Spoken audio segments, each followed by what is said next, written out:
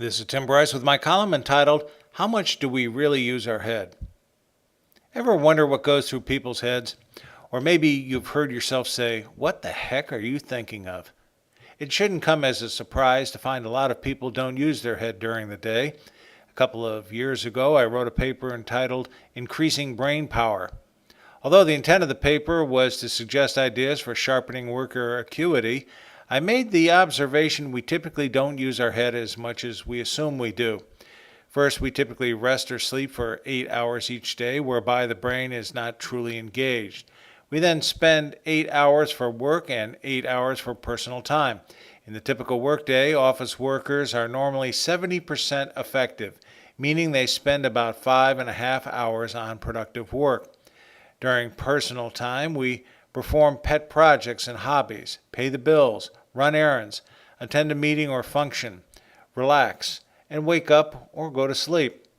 During this time, we typically spend 2 hours on concentrated work. All of this means, in a typical workday, we only spend about 8 hours to really exercise the brain. But from a management perspective, we can expect to get only 3 hours at peak performance. Actually, this number fluctuates based on how well the worker is able to engage the brain. Some people are able to engage their brains for several hours, some for only an hour, and some not at all.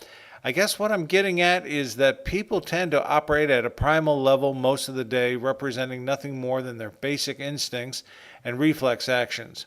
I call this the autopilot mode.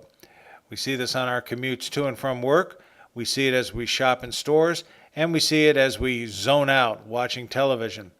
Basically, people prefer to tune out than to tune into what is going on. As a systems man, I tend to make the analogy that we take in more input than we produce output.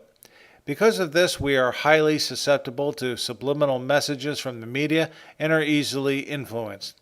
We commonly make extensive use of technology to assist us at work, but because technology often supersedes our thought processes, it actually causes us to be less sharp intellectually. To illustrate, not long ago a study was performed by King's College in London for Hewlett-Packard, the purpose of which was to study the effect of technology on worker performance. According to Dr. Glenn Watson, the author of the study, he said, quote, Results showed clearly that technological distraction diminished IQ test performance, end quote.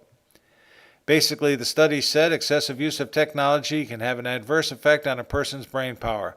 This is somewhat disturbing as technology permeates our society. So the next time you have a confrontation with a human animal, just remember they are probably not operating at the same level you are. They could be a lot smarter or a lot dumber than they may appear. Friends, keep the faith. This is Tim Bryce in Palm Harbor, Florida. Follow me on the internet at timbryce.com.